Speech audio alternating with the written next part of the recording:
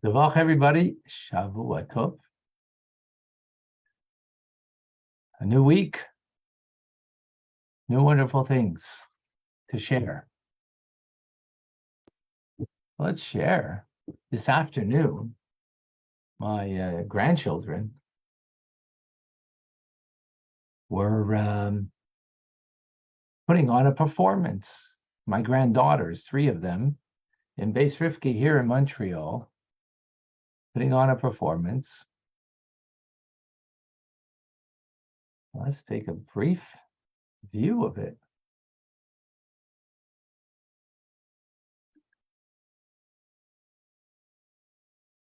Oops.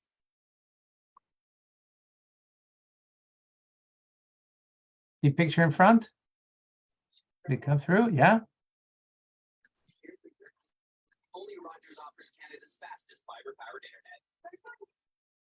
So this is my granddaughter, Chayala, Mendel's daughter. She was playing a Jewish woman. Another granddaughter playing a Jewish boy.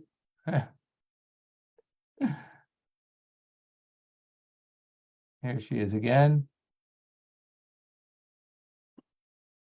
Another granddaughter right here.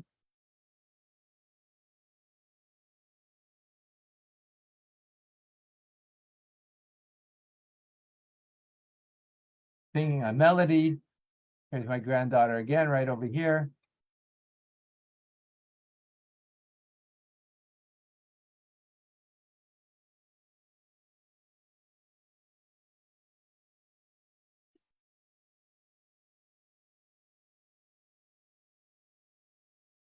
Another grandchild. And there's one in the audience, a granddaughter who's enjoying the popcorn. Of course. How could you have a plate without popcorn, right? So it was all cute and fine, beautiful. You know, they get a chance to express themselves. They get a chance to, do something different, bring out some of their inner talents, and it's all wonderful. Is that it? Is there something more? Or that's basically it. Interesting to note that in the religious world, Jews, you don't find as much, innovative talent being used, creative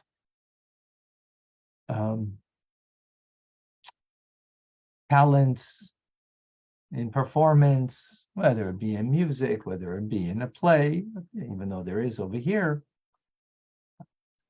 And quite often what you will see is the more a person is creative on their own, the less they have a reverence for religious or, Jewish values, and more of individual values, individuality, individual creativity. So how to reconcile human creativity with the belief of an absolute creator? How do we create the proper balance? Or is there a threat from human creativity that it overtakes us, in a sense that we get maybe full of ourselves, full of our creativity, and less full of a connection to Hashem?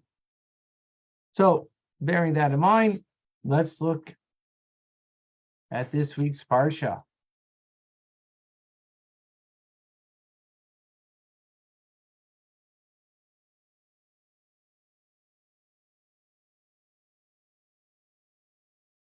There's my granddaughter, Sarah. I don't know if she's enjoying the play as much as the popcorn, to be quite frank, but that's okay.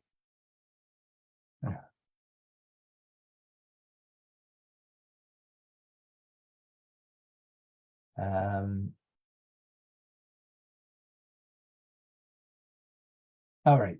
This week's Torah portion. We see creativity come to the fore. See there, text number 1? Yeah, okay. It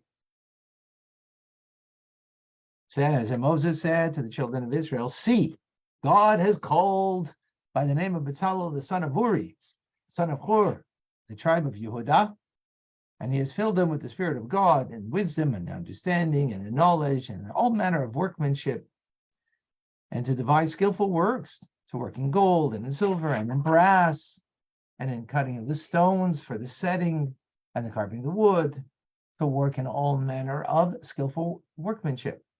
And he has put in his heart that he may teach both he and Olihav, the son of Achisamach of the tribe of Dan. God has filled them with wisdom of the heart to work all manners of workmanship, of the craftsman, and of the skillful workman, and of the weaver in colors, in blue, and in purple, and in scarlet, and in fine linen, and of a weaver, even of those who do not, that do any workmanship, and those that devise skillful works. So God has designated skillful workers, and it says, see, God has called by name. Why is that necessary? What do you mean, see? See what? No, just tell us that, Bezalel is a super talented individual. What is important over here? What do we mean, see? So the Ramban explains that the Jewish people were slaves. They toiled with brick and mortar, and they didn't toil with fine materials like silver, gold, and copper, and precious gems. They never saw such materials in Egypt.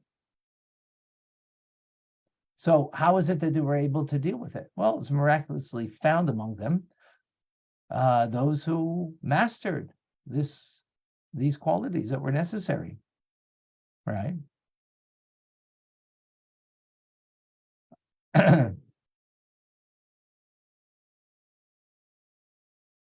So even among those who apprenticed in these disciplines, you never find a single person who is a master of all of them. And even if they were Hebrews who were schooled in these disciplines, years of working with their hands in clay and straw would have ruined their ability to work fine crafts. So the Ramban says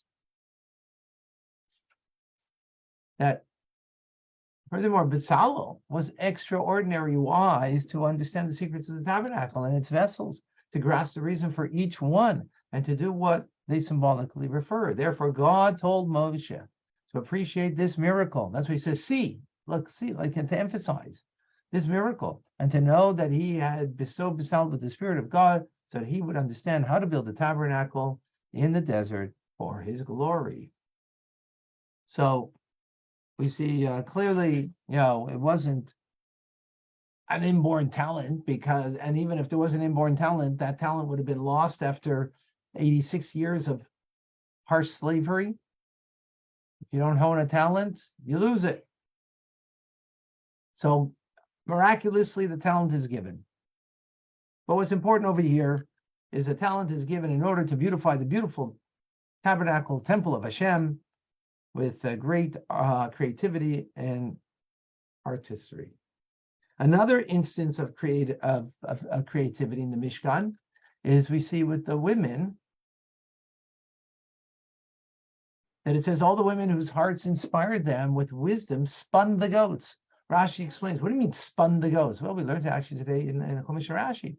It says that they constituted a superior skill, for the women spun it on the back of the goats. Right? They spun the hairs of the goats on the back, not cutting it and then, spinning it. And the Separno explains that the women in the desert wanted the wool of the Mishkan to shine as it did on the goats themselves.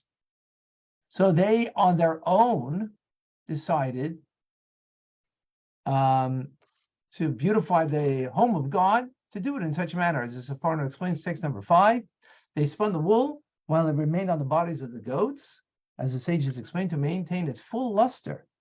There are many materials that once removed from their natural habitat begin to decline in quality, such as bees, honey, etc.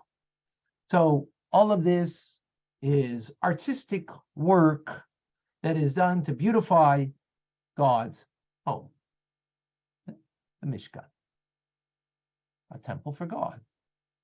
Now, the Rebbe takes this idea in this week's Sicha even further. Not only did the women view their contribution as a gift, but they actually viewed it as an actual sacrifice to the Creator, a form of divine worship, as the Rebbe explains in this week's Likutei Sichos. In text number 6, the first lesson we learn from these women, whose hearts inspire them with wisdom, is that when God gives a person a certain knack or a talent, we must know that it's not to be used solely for personal ends. Rather, in their mission to build a tabernacle, to make a world a habitat for God. We ought to be like the women of the tabernacle, the Rebbe says. What does that mean, to be like them? We ought to, where they possess a unique talent, and they realized that it was a gift from God to use in building a tabernacle, to make a place for God's presence to dwell. These women were not specifically instructed to utilize this unique talent, yet they were motivated to do so on their own for God. The Torah records this narrative to impart a message for all time. So, we have a creative talent, right? So Torah doesn't say, don't use the talent, suppress your talent, just study Torah, just study Tanya, just, pray to God and, do mitzvahs. No, rather, if you have a talent, use it to beautify, make holy, and so on. Okay? Let's understand this exactly. How do we understand talents that we have? So, when we speak about good and we speak about holy, so giving charity is good, it's holy. Praying is good, it's holy. Studying Torah is good and holy. Visiting, I went to the hospital today to visit a sick individual. It's good, it's holy. What does it mean it's good, it's holy? I mean, it's inherently so. Right? Now, the opposite, hurting somebody, whether verbally or physically, eating, for a Jew to eat pork, for example, something not kosher, is inherently bad. It's negative, right? But let's understand this term, good and bad. So think about your day. How much good did you do? And how much bad did you do? How much of a 24-hour period did it take up? The good, the bad, and the ugly, right? So how much time did it take? Well, he prayed several times. If you prayed several times, so how much time did that take? Took you an hour. You studied Torah, another hour or two. Let's say go extreme. That's 3 hours now. You picked up the phone and called somebody just to see how they're doing. Maybe they're not feeling well, so it's Bikur Chaylim. You visited the sick. You can visit the sick on the phone if you can't visit them physically. You spent another 10 minutes on the phone. All right? And how much more did you do? Okay. Now, how much? That's the good. How about the bad and the ugly? How much was there? So let's assume that it's not that much, right? Didn't eat that much. You didn't abuse anybody verbally. And let's say if yes, we did something that was negative, we had a bad thought, or we said something not so, a bit derogatory. How much time of the day did that take? 2 minutes. So we're on like 4 hours and 2 minutes. Where's 20 hours, 19 hours and 58 minutes? What happened to it? So in our minds, we feel that it's neutral, right? So it's not good, it's not bad, it's not ugly. What is it? Nicht dahin, nicht daher, as they say in French. Not here, not there. Or, sorry, Yiddish. Not here, not there. That's right. Kind of a limbo. But from a perspective of Torah, from the perspective of Hasidus in particular, is there such a thing as neutral, in between, in limbo? So as we know, we learn from Hasidus the concept of klipa, sitra acher. Right? We know that everything, every movement and everything that we do, every thought, speech, and action is given to us the vitality to think, to speak, to act by God himself. So either the vitality is coming from his Kedusha, his holiness, as we just maybe went through our day and we did, let's say, 4 hours of holy activity, that we got it directly from his holiness. And then maybe 2 minutes, we did something, or whatever, came from klipa, from the negative side. Well, how about all that stuff that's sort of in between, right? Yeah, you're eating, you're drinking, you're resting, you're whatever it might be. Where's that coming from? Where's the vitality there? So if you recall, we learned in Tanya the concept of vitality that comes only from God at all times is either in a form of Kedusha, holiness, or klipa. Now in klipa, there are 2 types of klipa. Holiness is only one. Holy means it's direct connection with Hashem in that act, as we're learning now Torah, for example, or when you give tzedakah, again, visit the sick, and so on and so forth. A call upon the sick, right? So if we go a step further, then into klipa, so that's all the good. All the bad is klipa, because klipa means that shell that covers over the divine. And as the Alter Rebbe explains in Tanya, I'm sure we all recall,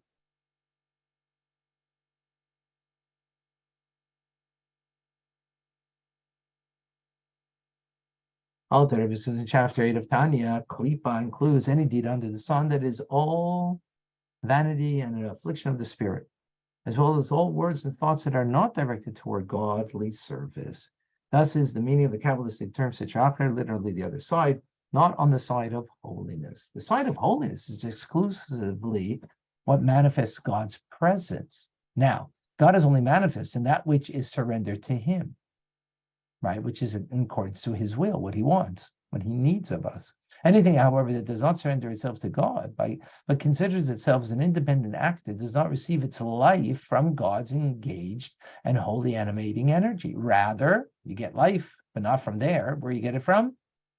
From distant, disengaged source of giving. So greatly diminished does this energy become that it is able to become contracted and vested in a state of exile within that seemingly independent entity, giving it vitality and existence. So the 4 hours of good, direct from God. The bad stuff, right, is klipa, is complete unholy stuff. But the majority of the day is, as we learn over here, is also klipa. It's all the deeds and the thoughts and the words that are not directed towards God.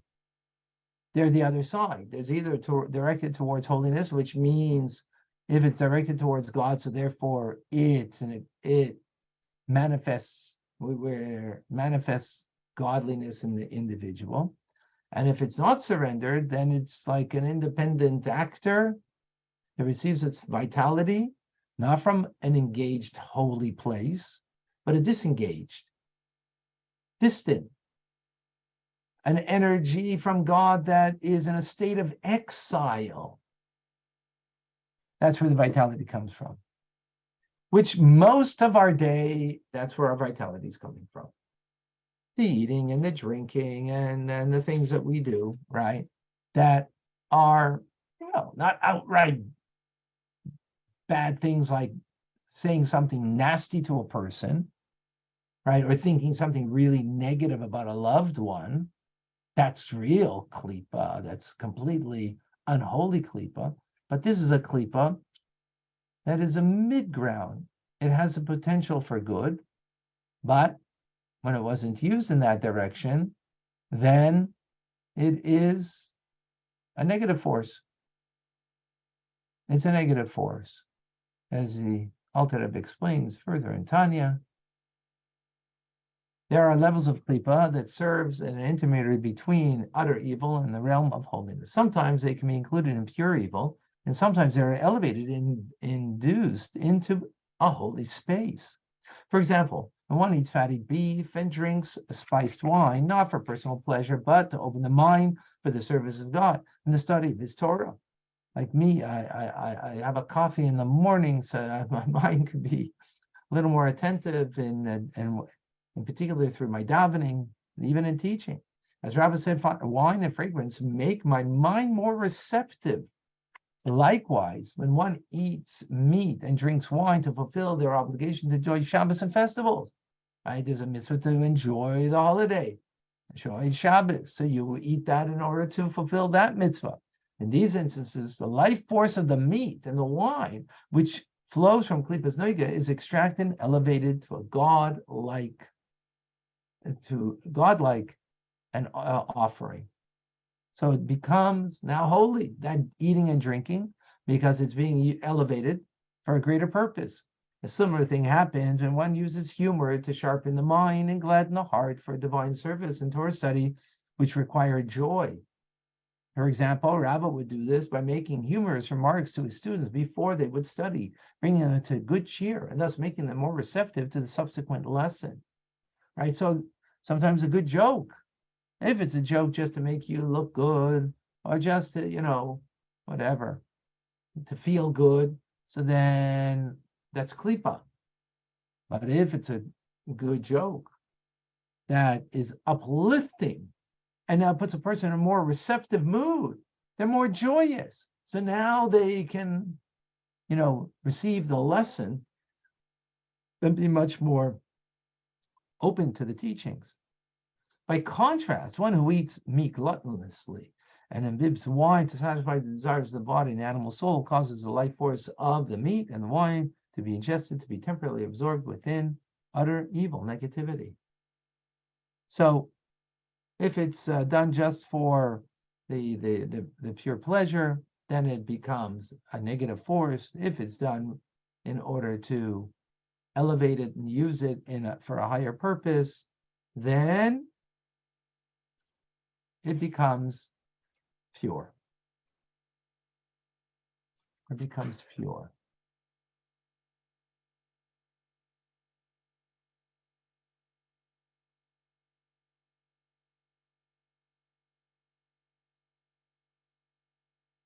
So that now takes us to the most of our day.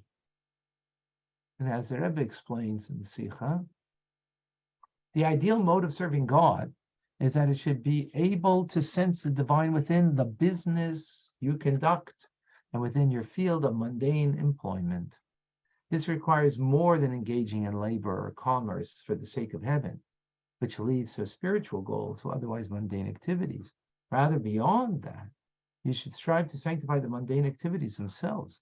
This is the true meaning of the verse, in all your ways know God. Not only should your activities be oriented toward the divine awareness, but they should be a divine awareness within the activities themselves. A paradigm for this is eating on Shabbos, whereby the physical act of eating is itself a fulfillment of the divine instruction. Similarly, our weekday food consumption, for that matter, all mundane activities should be conducted not only for the sake of the subsequent sacred goals, but also as an immediate method of experiencing divine awareness. Ooh, so this is very interesting. What the Rebbe is saying over here is, so when it comes to study Torah, it's an end in itself. Charity is an end in itself. Putting on tefillin and praying to God is an end in itself. It's holy, period, right? But then there is your mundane activity, right? That's klipa. Klipa snoiged has, right? So it's a means to an end. So you could do it in a form that's a means to an end, right? Meaning, go to work, make money, so you could, from that money, raise a family, send your children to a Jewish school, yeshiva. You could give charity with that money. So it's a means to an end, which is beautiful. That means you're using that as a goal or a higher purpose. And then everything is for the sake of heaven. So that's beautiful. The Rebbe says, no, we need more than that, because that means it's only a means to an end. But even greater than that is having a divine awareness in the activity itself, that it itself also has a divine connection. So charity we get is divine.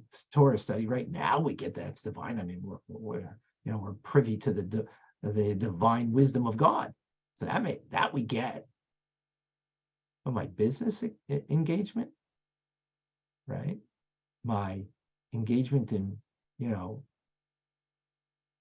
lunch or any other kind, that's a more difficult effort to see it as also a divine activity, a divine awareness in it. That takes a lot more work and mindfulness, that this too is divine. This too is divine. Which brings us to the conversation of self-expression. Is self-expression and creativity that a person has, is it inherently good? No. Is it inherently bad? No. If someone can play a cello, if someone can skillfully sew something on the back of a goat, is there anything inherently good about that? No, it's a skill, right? Now, of course, the first point is to understand that skill is a God-given skill, that God gave it. See, as Hashem says to Moshe, I've given this skill set to B'Tzalel, right? And so the first thing is, of course, to recognize that, we are not the owners of our skill set. We're only the owner if we hone it and use it in a proper way, yes. But of the skill itself, so the first thing is the recognition, of course, that that's something that is a gift from God, right?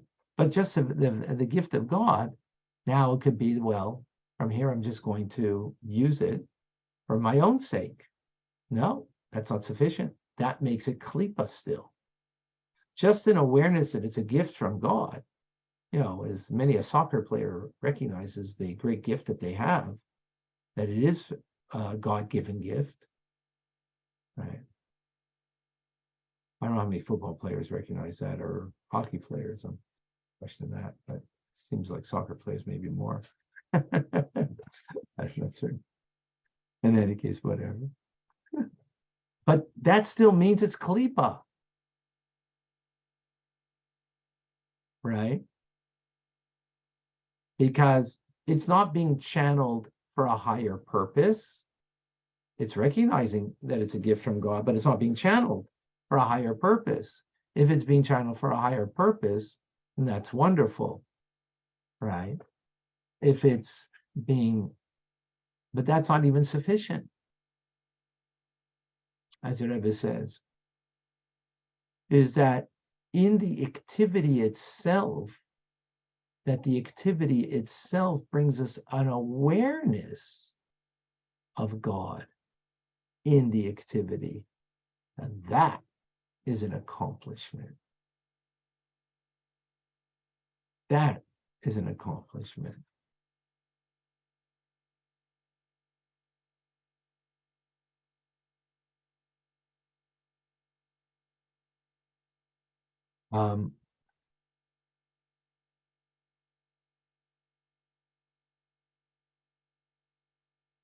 Now, with this, we understand that the Torah tells us that there can be a so-called prophet that comes and is got great powers, great talents, but they're using it to remove us from getting close to God. So Torah tells us we have to be careful with that. Talent doesn't mean good, because a talent could be used for the complete opposite of good, to someone who's got a great power of oratory, great power of being able to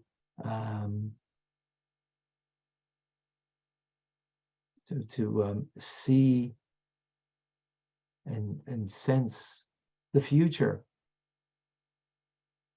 And they move people with their great skill, but they don't bring them close to God. Why would God do such a thing? Is in order that we should recognize that talent does not mean good. Talent just means that there's a potential for good. So therefore, the Torah, God gives us tests in our lives that we are faced by talented people that were inspired by their talent, but they bring us in a bad direction in life.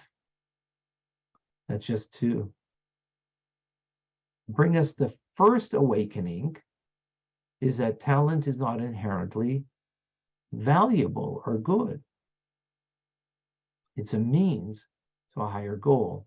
And in that higher goal, right, is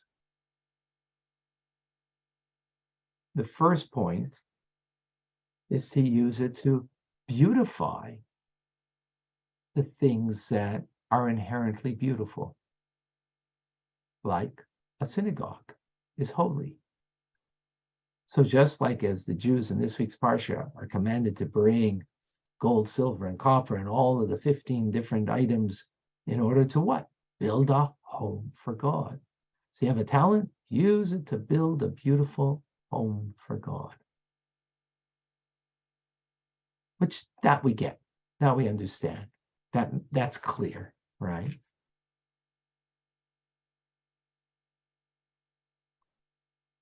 But then there can be also creativity that is not necessarily just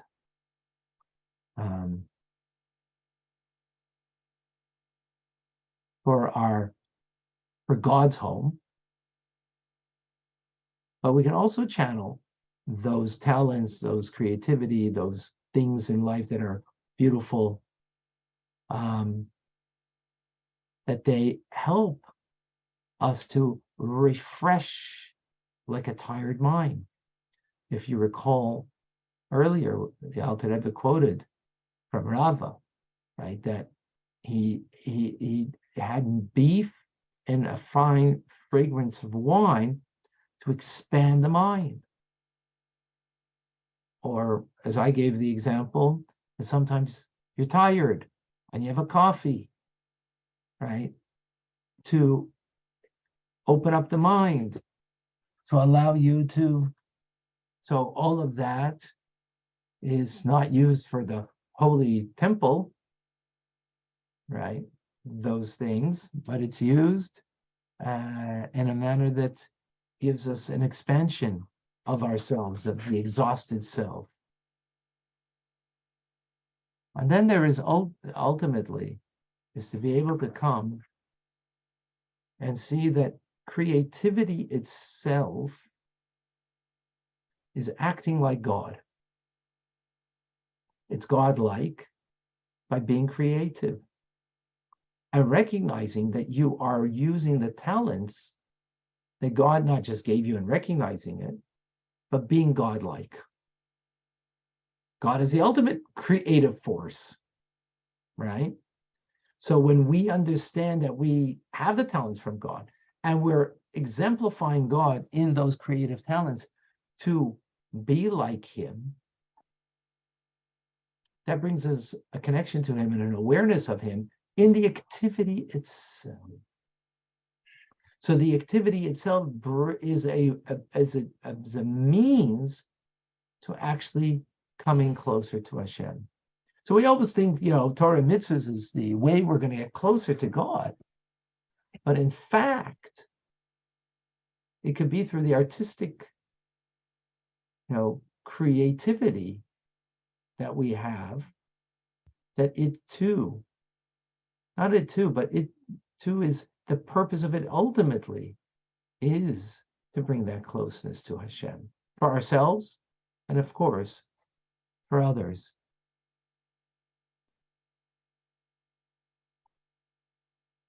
And in a way, this emphasizes the oneness of God more than in doing a mitzvah. Because when you do a mitzvah, you give charity, you study Torah, you pray to Hashem. So what are you saying? God is relegated to the mitzvah. The oneness of God and where he's to be found is in the holy place. But how about in colors? Or how about in stringed instruments? Oh, that's not where God is. That's not where he is. Maybe it's a means to some end, right? So no, ultimately it's not a means to the end. It itself can serve as an awareness of and a connection to Hashem in the strings itself, in the colors of the palette itself. Not sensing your own, selfhood, your own independence and great creativity. Not that, but firstly sensing that you are just a conduit through you that God inspires, and that you sense and have an awareness of the presence of Hashem in the act of your creativity. And then furthermore, that the whole point of the creativity is to affect upon others, that through it becomes a tool that they too become closer to Hashem. Not just me, the creator of this creativity, but it becomes a tool. So in our Chabad house, we have a great creative talent. Actually, someone who became a Baal Tshuva through our Chabad house many years ago. And what divine providence. Yesterday was his 33rd, it was his 33rd wedding anniversary. Chaim Sherv. Actually, our calendar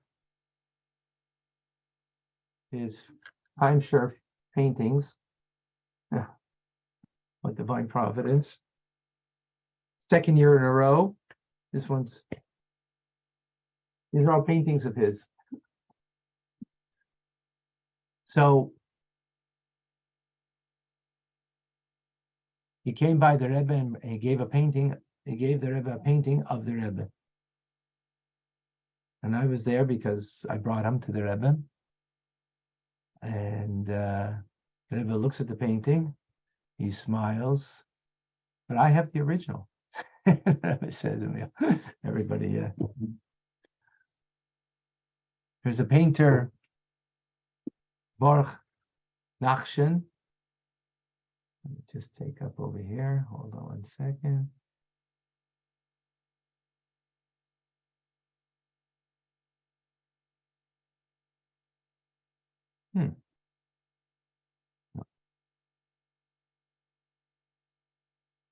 Oh, here it is. Okay.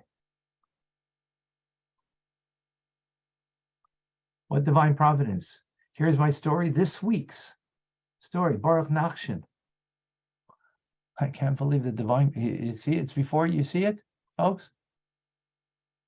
Yeah, I don't see it right now. I don't No? see it. Okay. Oh, you know why? Because I didn't share the screen.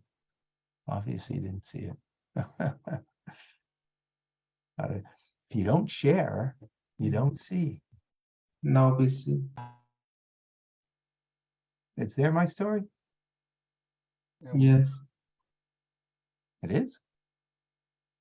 Now not.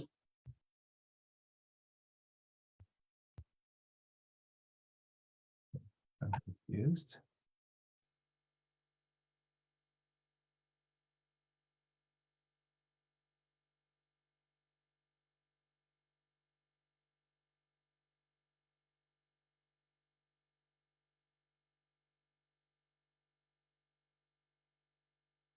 Oops. Oh, there it is. Yeah, see it? Art goes kosher. Art goes kosher. So he came to the Rebbe 1964 the first time. The Rebbe said, I will pay for 1 year of your schooling. And he went to the New York, go to Gem and you'll get this from this week. Or, you know what, I'll send it.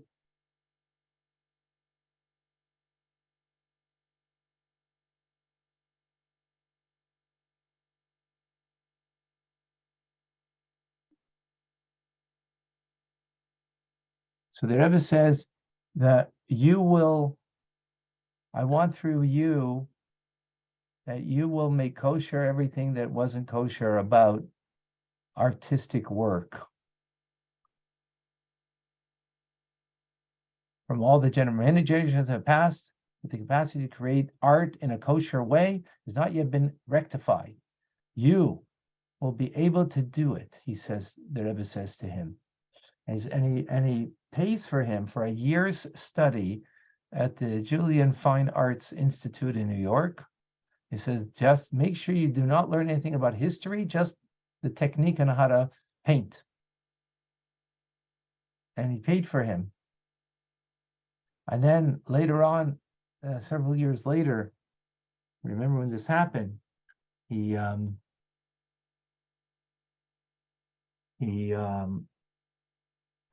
made an exhibit in 770, and the Rebbe came and looked at all of his art. Now, why? The Rebbe's every moment is precious.